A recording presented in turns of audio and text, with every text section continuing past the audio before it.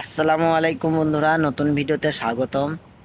Biometric finger নিয়ে কথা বলবো। কুয়েতের বায়োমেট্রিক ফিঙ্গার, এই ফিঙ্গারটা খুব প্রয়োজন, কারণ কুয়েতের সরকার ধার্য করেছে 30শে সেপ্টেম্বর পর্যন্ত কুয়েতিয়ানদের জন্য ধার্য ছিল টাইম, অর্থাৎ কাল পর্যন্ত টাইম আছে। আর প্রবাসীদের জন্য 31শে ডিসেম্বর পর্যন্ত টাইম ধার্য করা হয়েছে, অর্থাৎ এই বছরের শেষ পর্যন্ত।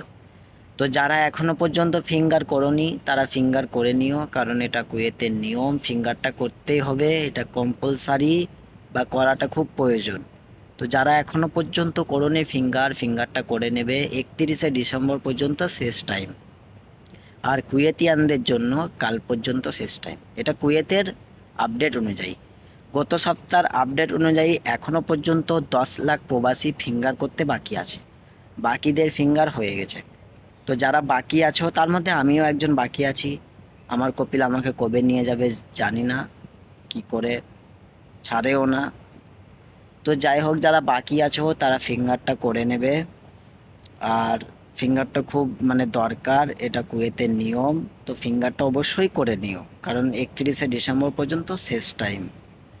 তো যাই হোক, ভিডিওটা এখানে রাখছি। দেখা হচ্ছে নতুন কোনো ভিডিওতে, নতুন কোনো টপিক নিয়ে। তো তখন যেন টাটা, বাই বাই, আল্লাহ হাফেজ, সবাই সুস্থ থাকবে, ভালো থাকবে।